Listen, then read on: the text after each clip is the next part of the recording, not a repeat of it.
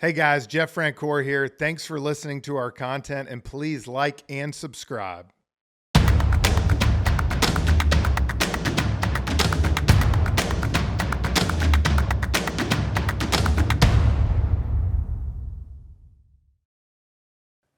Hey, Jeff here with Pure Athlete.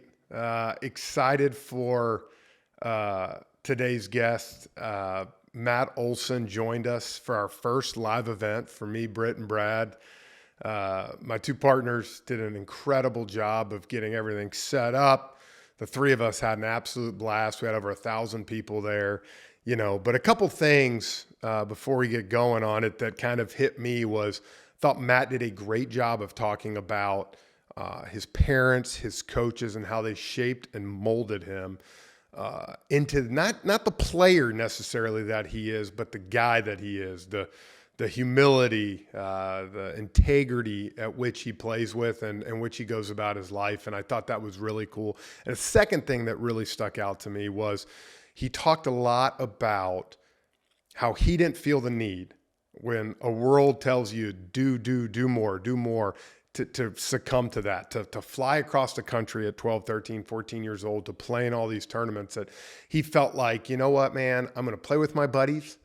And at the end of the day, I love what he said. And you hear me preach this sometimes. If you're good enough, they'll find you. And so I thought it was really cool how he drove home that, where, he went and happened to do all these different things. Now, he'll tell you, he quit basketball in high school to concentrate on baseball, which, great. He knew that was kind of his direction, but not till high school. So I hope you enjoy it. He was an incredible guest for our first live event. Hopefully we're going to have many more of those, but enjoy the podcast. Jeff Francoeur here with Pure Athlete. Before we get to today's guest, I want to share with everyone that we have our first partnership with Booster. Now, Booster is the high school sports #1 athletic fundraising for teams and groups. And their owner and CEO is a good buddy of mine. Go to church with him, and a great guy. And instead of me telling you what it is, I'm going to bring him on. So Chris Carneal, thanks for joining us. Jeff, thanks so much. So excited to sponsor Pure Athlete. Love your message, love your vision, love the heart and the values behind it. I'm a former college athlete. I'm a coach of my boys and my daughters as well, basketball and baseball. And our company I started 20 years ago, we work with schools, K through 12, and we serve them by raising funds. The past 20 years, we've raised schools, teams, and groups over $600 million, and we want to continue to serve more schools. So if you're interested in hearing how we can come to your sports team, your school, or your group, choosebooster.com. Again, go to choosebooster.com. Chris, thanks for being a part of this. A big supporter of youth athletics, high school athletics, and we're looking forward to a good partnership with you, man. Absolutely. Love what you guys are doing. Look forward to serving and helping schools raise funds. Well, we're here to talk about your youth sports experience. So we're going to start off. Give us, everybody, your best youth sports experience. When I think back, one memory kind of sticks out in my head of like, when I think about my childhood in sports. And I had an older brother, 3 years older than me. And after school or in the summer, my dad would drive us up to Mountain Park, the local park up there, and he'd bring a bucket of balls. We'd go to the cage for an hour. We'd go to the field. He'd set up trash cans at home plate, and he'd hit us fungos into the outfield. And he'd stack 2 trash cans on top of each other. And if we put the bottom one, which is like the perfect throw and catch, we made it in there. We got a slushie from the gas station down the street. If we went in the top one, we got a piece of double bubble. So my brother and I would be out there, and my dad would let us go until we got the slushie. I think I realized it after the fact, but he let our arms fall off till we got that slushie. But, it's just kind of like that, making it fun, and obviously we were out there, doing work. We were getting better, but we were having fun doing it. Between that and pick up backyard football games and wiffle ball games and front yard basketball, just some of the coolest moments that stick in my head. So Matt, we hear a lot from Jeff about he was a legendary player at Mountain Park, Tball, first grade, and He tells us often. all the time. I hear more about that than Talk about spending Ray. 8-9 months with guys you don't like. But so, when did you start out playing T-ball, and when did you kind of start realizing, hey, I'm pretty good at this sport? I kind of felt like I had that realization later in high school, actually. I actually played up with my brother a lot growing up and would always, like I said, be in the front yard with my older brother, who's 3 years older, and all his friends. So, physically I wasn't caught up to them by any means. So I always felt like I had to play catch up. And, I just kept playing. It's not like I was some Jeff Francoeur of Pee Wee and Little League. No legend of Matt Olson when I was 10, but I didn't really realize it until high school. And once some colleges started talking to me, I think I took a step back and realized that it could be a future for me. But it was kind of crazy. I don't think being the best player at 10 years old necessarily means you're going to be in the big leagues or vice versa, which is a cool part about it. If you can rest on your laurels and if you're one of the best players and you stop going after it, people can pass you, and sometimes if somebody's a late bloomer or something like that, they can sneak up on you. So I think that's a cool thing about sports. It's baseball and every other sport, but that's always the fun of it. So I think what you said there was really cool, and I hope everybody's taking notes that 10 years old, you don't have to be one of the best players. That doesn't define your career. And we hear that over and over from athletes like yourself. Going back to when you were 9 or 10 years old, and today kids are playing 100 ball games at 9 or 10 years old. What was your sports journey like? You played more than just baseball, right? I did. I played basketball. I played baseball. I would go golf. Miss Olson is pretty anti-football, so I sat that one out. But which was okay because I was a bigger kid. I think I might have been on the line and potentially about 340 pounds right now. So.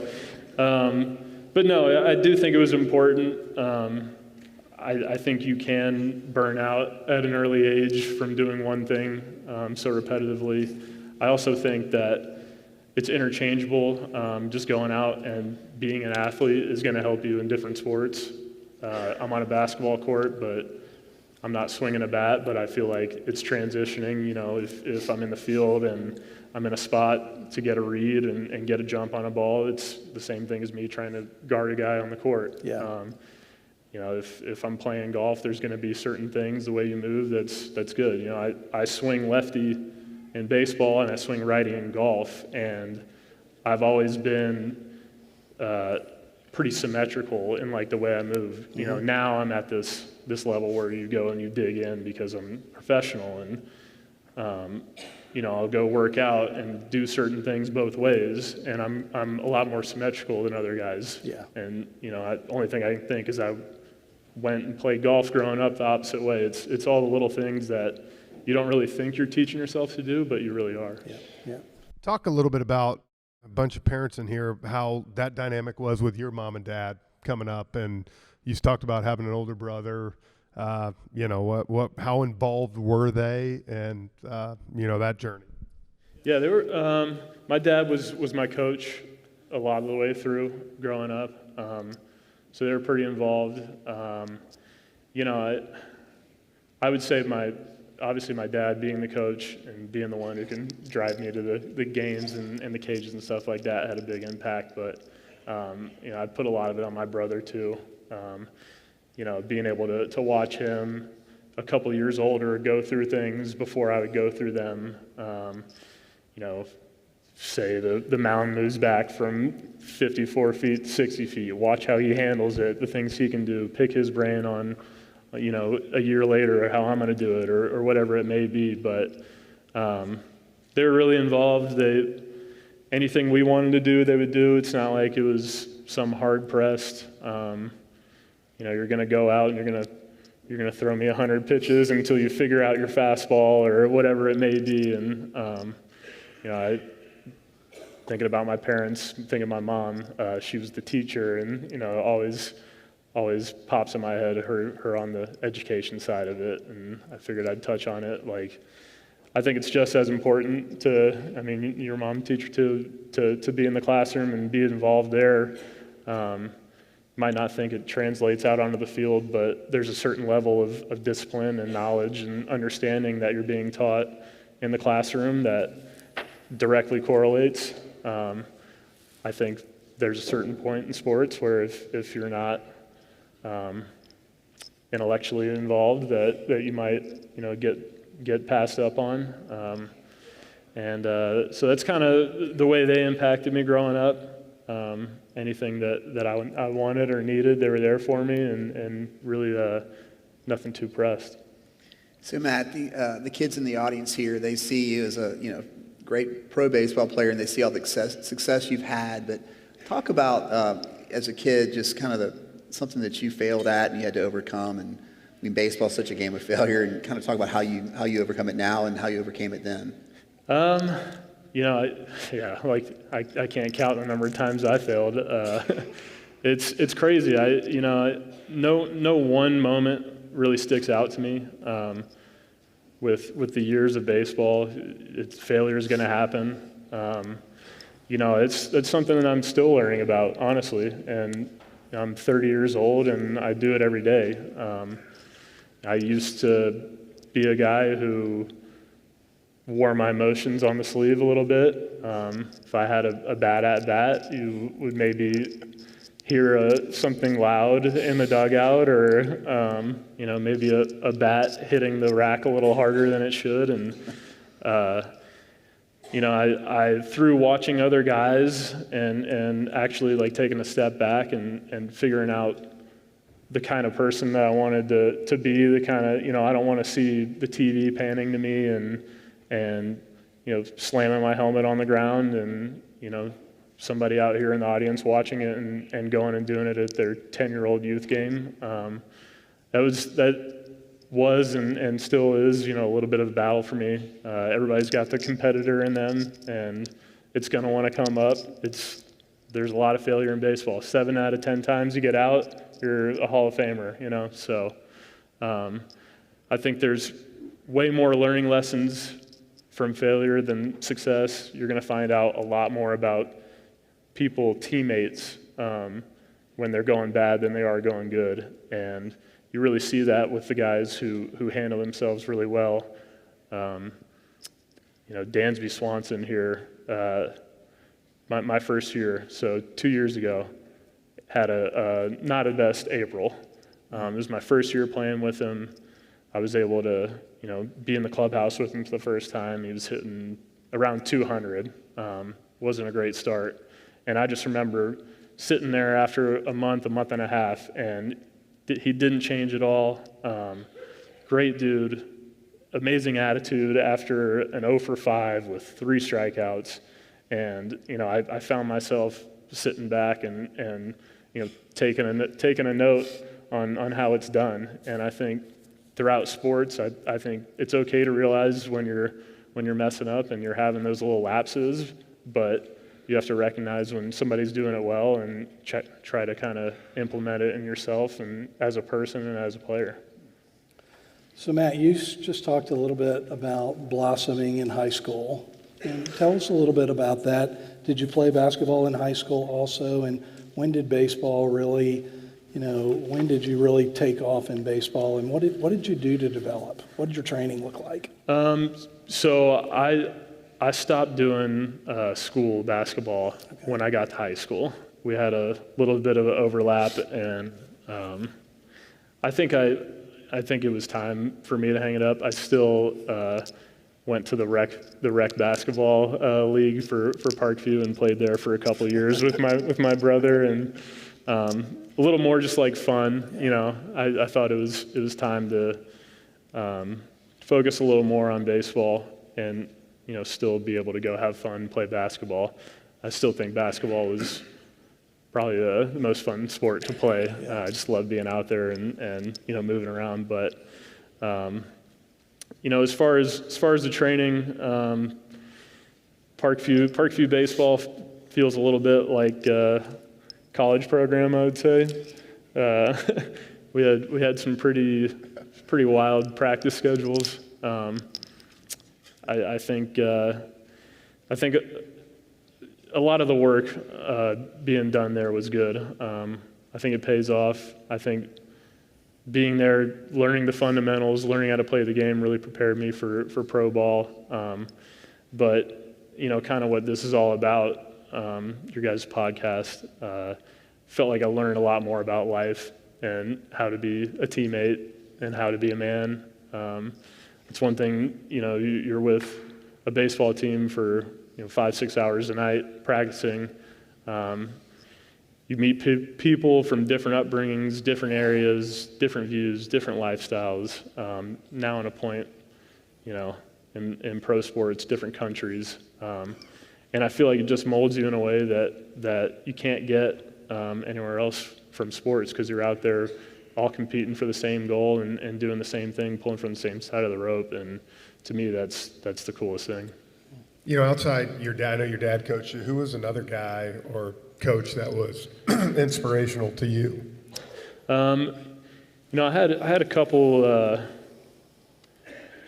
pretty inspirational coaches on the way. The first two that popped in my head, Tim Hires, who, funny enough, is the Texas Rangers hitting coach now, and Damon Gobert. And I would say the common thing that those two have was their demeanor. You run into a lot of youth coaches who, a lot of yelling, a lot of keep your eye on the ball, and maybe some things that aren't necessarily being moved in a positive way. And the main things that I remember from those two were just a quiet, calm demeanor, actually trying to teach you the game, the way to play the game. Obviously, effort is huge and everything like that, but for me to be able to hear it in a way that wasn't somebody getting on you or you got to do it this way was kind of like an eye-opener to me. It brought back, especially for baseball. Baseball isn't a sport like football where you can get amped up and go play better. If anything, for me, it's the opposite, where I feel worse if I'm amped up and, I kind of want to be chill. So to be able to kind of get that perspective shift as I was probably 11 or 12 years old was a refreshing change of pace. There's a lot of young girls and boys in here. Can you talk a minute about the importance of being a good teammate? Because I know throughout the Braves, one thing you walk around Matt is all the time. He's a better teammate than he is a player. So talk a little bit to them about how important it is to be a good teammate. I mean, it's kind of like what I was talking about with Dansby. We're all going to go out and we're all going to try to have our best game, right? We all want to go 5 for 5 and hit for the cycle and be the hero of the game, but it's just not going to be the case. It's not going to be the case every day. Like I said, when you fail, people are going to see more about you. More people are going to watch you when you fail than when you're having success. And I think it shows your true colors. So I think being able to be there for your teammates, enjoy their success as much as you enjoy yours, because it's crazy how when you have that perspective, how it comes around to you. And I truly believe that to have that good karma built up for yourself of living and dying with your teammates, whatever it is, like I was just talking about. We're all there for the same thing. We're all trying to win. Doesn't matter how we do it. Sure, I would love to be the one who's helping out a lot, but I'm okay if Orlando Arcia goes up and hits 2 home runs and has 8 RBIs and I don't do anything and we win. I think you have to get to that point where you feel their success as yours, And it's amazing when you start giving that out to your teammates, how they give it back to you. Kind of just creates, a great environment for you and your friends, and your family sees it, and it's everything just gets lifted up together. Kids, I hope you're listening to that right there. I saw a story this year that was written about you, and it's a story where it kind of, I think it wasn't in the AJC, and some of you may have read it, but they talk about you in the state championship game. And, I could tell the story, but if you'll take a look at the screen, we'll let somebody else tell it. The year is 2012. I'm a starting pitcher for the Brookwood Broncos, Brookwood High School in Snellville, Georgia. We're playing our crosstown rivals who we play every single year, Parkview Panthers, and we're playing them in the state championship. Now I'm rolling through it, and it's the 7th inning, and I know who was coming up to bat. A good friend of mine, Matt Olson, was hitting third. First pitch to the first batter, out. Second batter, out. 2 quick outs. I'm rolling. We want to go into extra innings. So then Matt steps up. You hear his walkout song. I mean, I don't know if you could hear it. I could barely hear it. The crowd was going crazy. And I see the pitch, and it's my 2-seam fastball. I've thrown it 1,000 times. I throw it, and Matt got all of it, just every piece of it. I think I still might have some whiplash from turning so quick. It was gone in a hurry, and with a blink of an eye, Parkview gets 3 outs, and they dogpile on the mound, and we're just hanging our heads and watching them dogpile. And we get on the bus, and I sit down in my seat. I grab my phone. I have a text message from Matt Olson. So I'm like, that's where he's barely off the field. I mean, he might still be on the field. He might have gone and grabbed his phone, but maybe 5 minutes walking to the bus. I have a text from Matt Olson, and it basically says, "Hey man, I'm sorry I pimped that off of you." That's it. And it kind of hit me, and I had to reflect and be like, I mean, he just won the state championship. He's Gatorade Player of the Year, probably going to get drafted. And I'm getting a text 5 minutes later, like, "Hey, I'm so sorry. That's not me. I'm not that guy." And just looking back at that home run, he just kind of let his bat drop and kind of walked a little bit. But he just wanted to let me know that, he cared about me in that moment. And it really made me like the guy even more, because that humility is just unheard of, really. And he really made it known that it was something that he needed to do to make me feel better.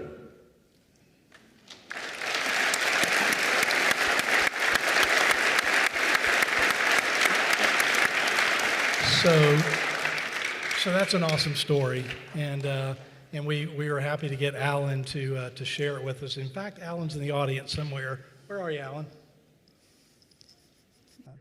There he is.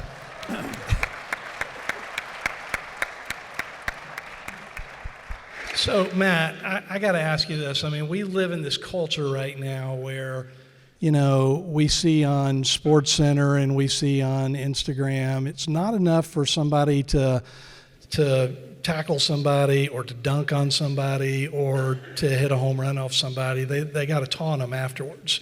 And our kids see that all the time. And that's just, it's this me mentality.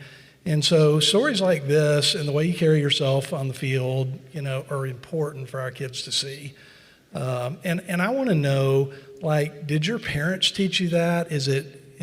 Were you just born with it? Did coaches teach you that? Talk a little bit about that. That's 100% something from my parents and coaches. I came up being taught to play the game the right way, which to my parents and coaches was show the other person respect. Yeah, you're trying to beat them. You're trying to, I'm trying to hit a home run off you out there, but at the end of the day, this person is giving it their all. There's a certain level of respect that you have to give. It's not always going to be in your favor. So when you hit the home run and you flip your bat to the moon, personally, I don't want that happening to me on the back end if I go up and strike out the next at bat, So I think having the awareness that you're not going to be on the top of the mountain always. Sports are tough. You're going to have bad games. You're going to have bad years. You're going to forget how to hit for a little bit. You're going to miss all your three-point shots for a week or whatever it may be. And to me, if you want all that attention when it's going good, which is what that is, if you hit or if you dunk on somebody, let's say in high school, and you got to stand over him, you want that attention. All right, so if you want that attention when it's going good, you better be okay with it when it's going bad. And for me, it's just not worth it. I understand that the person on the other side is putting probably just as much effort in as me. It could be my day that day, it could be his day, but there's got to be that base level of respect. We're all going to be competitors, in big moments. Sometimes you're going to do things that could be out of character or heat of the moment gets you. But I think in the long run, you can't be like that. And, you got to, that respect factor has to be there. Well, I'll just say, first of all, just on behalf of all the parents out there, well done. And thank you for emulating that and showing our kids that that's a better way to play sports and to treat other people. Yeah, totally agree. We're going to have a little fun with you for a minute. Okay. So some questions that I'm sure a lot of the kids will want to know. What is your favorite city in the big leagues? Toronto. Why? I just feel like it's like the good people up north? Yeah. Canadians are super friendly, eh? No, I think it's a really cool, like melting pot, mixture of cultures. You go up there's a ton of good restaurants. I kind of like being in the cold, maybe not to this extent out here right now, but it kind of goes with my traveling that I like to do in the off season. You feel like you're in a different place than normal, and I kind of like going out and being around it. Who was your favorite ball player growing up? It was probably a tie between Chipper and Ken Griffey. Pretty good ones. Yeah, two pretty good ones. What did you like? Emulate their swings in the back? Yeah, I mean, both being kind of like the smooth swinging lefties. I'd go into the front yard and go up there and stand like Griffey one at bat, and then do the Chipper waggle the next one. So, couple fun ones to play around with. If you could have dinner with one person you've never met, who would it be? Dinner with one person. My initial thought was Tiger. I think somebody who was at the peak of a sport for as long as he was. Obviously, you see all the stories of him being a youth and going all the way up. I think it'd be a cool brain to pick. Toughest pitcher you've ever faced? Toughest pitcher would be Garrett Cole. You can check the stat sheet on that one. It's not your favorite? No. I think we're striking out at like a 75% clip. So I haven't faced him in a couple of years, so I need to get that. Your favorite MLB moment? Besides your debut. Yeah, I was gonna say aside from your first moment, I think it's 22 series against the Mets in Atlanta, when we were facing DeGrom, game 1, Riley and I went back-to-back in the first, and I thought the stands were about to fall down. Yeah, that was a cool one. Nice. So take us for a second, finishing up here before we open it up for some question and answers, but a game day routine for you when you get to the park. Okay, so I think sorry to interrupt, but a lot of people I think sometimes think you get there at like 6 o'clock and just put your uniform on. Yeah, no. So 7:20 game, I will show up about 12:30, 1 o'clock.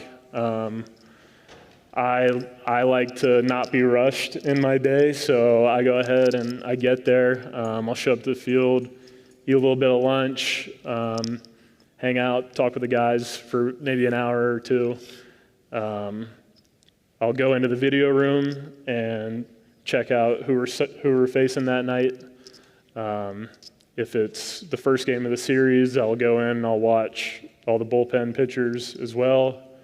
Probably spend a little extra time on left-handed pitchers because I seem to get a lot of those.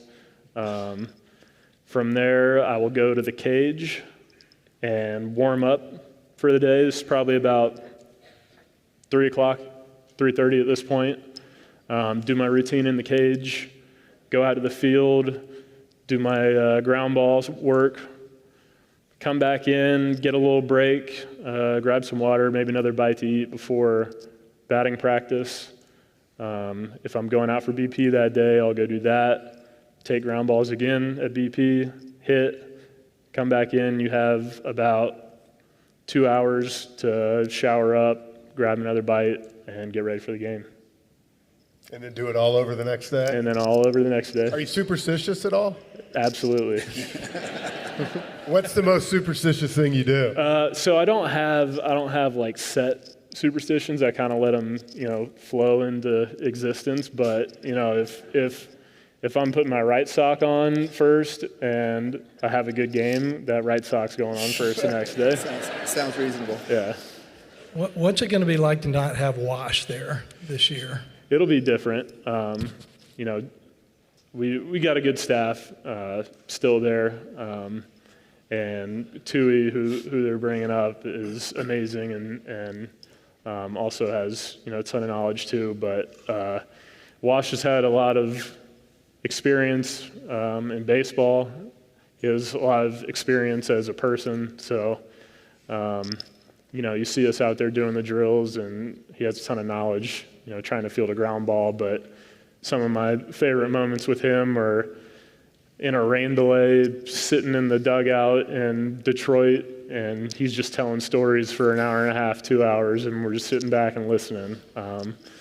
It's kind of those moments that you really appreciate a lot more, and couldn't be happier for him he had the itch to find a spot and be a manager again somewhere. So we're all pumped for him.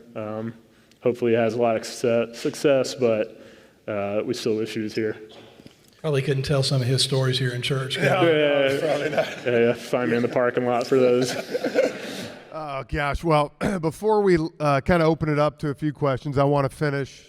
A lot of young athletes in here. What is your advice to these young athletes as they experience their journey? I'd say the biggest thing is just continue to be on your work. Continue to be on your work, but continue to play the game. Especially the direction that I see youth sports going in now. Your swings on video a lot sooner. You're getting judged by your exit velocity is a lot sooner. I didn't know what an exit velocity was until I was in the big leagues, and that's true. I think there's an aspect of sports that could create some burnout for kids, and I do worry about that. So, guys, continue to have fun. If you see yourself being a NBA player or NFL player or MLB player, put the work in that you feel is necessary. There's definitely a balance between the work and the fun. Enjoy it. Enjoy the moments with your friends. You're not going to get another chance to be with the people who you spend all of your time with, whether it's school or after school, hanging out, playing video games together, or on the baseball field or basketball court or whatever it may be with those same people. I actually remember you coming and doing your speech at Parkview when they retired your jersey, and you said some of your best memories were on that field, and you were in the big leagues, and you said the same thing. You're not going to have a chance to play with the people that you grew up with, and have a chance to kind of share these memories again. And I didn't believe it at the time, and I absolutely do now. So enjoy it, be in the moment. If you have any bad thoughts of I'm not playing up to what I should, or this guy's better, or anything like that. It's not always as it seems. So keep enjoying, keep working hard, and see where it takes you. Guys, Matt Olson.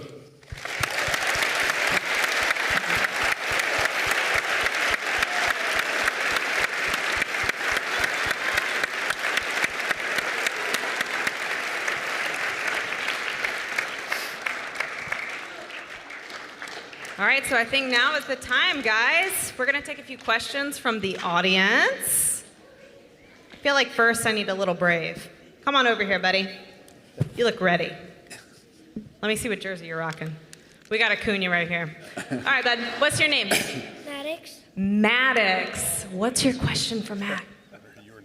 Is the ice cream machine still in the clubhouse? That is a fantastic question. That was a good question. Ice cream machine is gone, unfortunately. Oh, man. What is your favorite flavor? My favorite flavor? I'm a vanilla guy. I'm kind of weirdly anti-chocolate, so. All right, I got one over here. We got Kieran. Kieran, ask Matt your question. What's your favorite team to play against? Favorite team to play against? The Mets. The Mets is always a fun one. Not Oakland? No.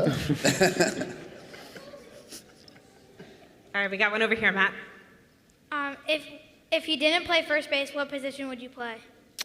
I might have been a pitcher if I didn't play first. I also did a little bit of right field when I was in the minor leagues and when I first came up. But I also grew up playing more third base and a little shortstop when I was younger. So kind of went from short to third to first. All right, we got Hannah over here. What's the biggest challenge you faced moving down to Atlanta from Oakland? Wow, good question. I think there was a certain aspect of being home that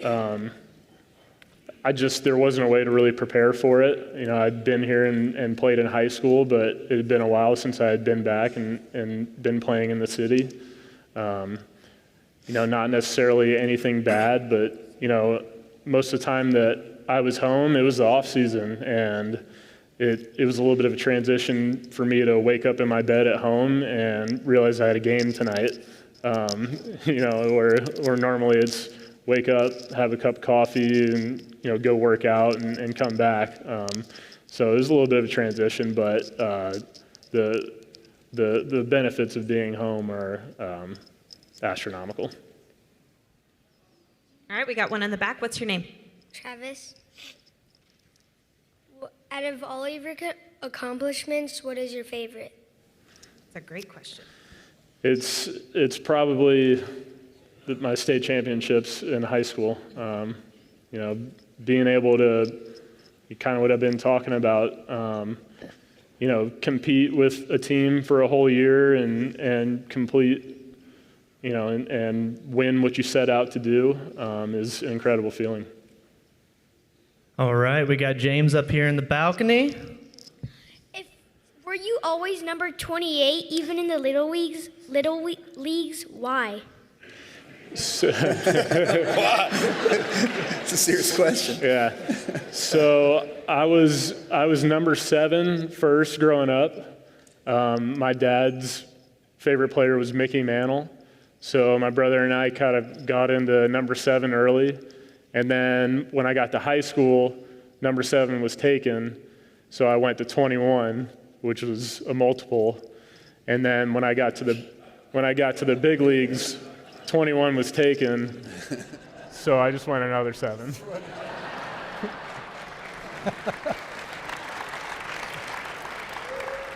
We've got a dad in the back here. You're welcome. Well, Matt, thanks for being here. Really appreciate it. And you're a really good role model for all the kids, and just appreciate all your input. I had a question as a parent of 2 young ballers in baseball and soccer. What's your experience with people that you've witnessed over time that have burned out at a youth age? And what advice would you give to parents? I think my advice would be to kind of sit back and watch them and see how they're going about stuff. I think if you really look, you can see that if there's still joy there, if you kind of see the light dimming and wanting to be out on whatever field or court it might be. I think if your son or daughter stops asking to go shoot some hoops or go to the cage or whatever it may be, I think you can probably look at those things as a sign. Unfortunately, I'm not a father yet, and I haven't necessarily been through all of these things yet, so I wish I could give you a little more insight, but just from being someone around, guys who I watch burn out, I'd say a lot of times there's a parent or somebody close who's generally on the tougher side, and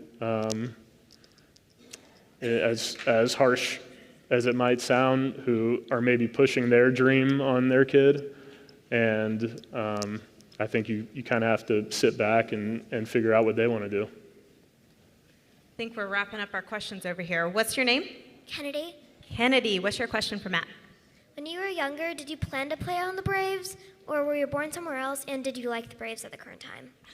So I was born here, and I was a Braves fan, and I planned on being on the Braves. I would. That was a great question. That was a good one. Matt, we have one final question. A lot of these kiddos here tonight, they're growing up in just this tech age, right? There's a lot of distractions. There's social media. Phones are coming sooner and sooner. And when you play at the highest level possible, you have to learn how to be mentally tough and distraction-free. What's your advice for these kids and for the parents in the room of these young athletes on how to stay distraction-free? How do you do it? Yeah, I mean, honestly, the older I've gotten, the more away from social media I've gotten. There are a ton of distractions. There's, to me, a lot of things that people will say online and through a keyboard that they wouldn't look you in the face and say themselves. I urge, the kids in the audience to not be those people who, hide behind a keyboard and not realize the hurt that they could cause by saying things. It also kind of goes along with, what we were talking about the showboating and things like that.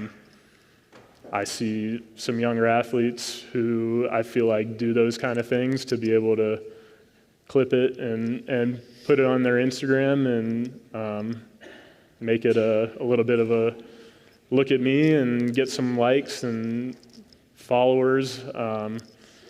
I urge you to not get caught up in that. There's a lot more to life than how many people are looking at your Instagram or your TikTok or your Twitter or whatever it may be.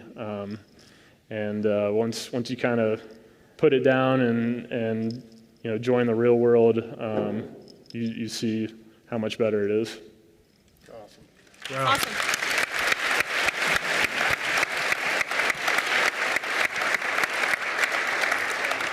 Thank you for taking some time, man, and coming out and spending our first live event here. Hopefully we'll have some more, but appreciate you, appreciate the role model you are to all these kids and the person you are in the community. So Appreciate it. Thank you, guys.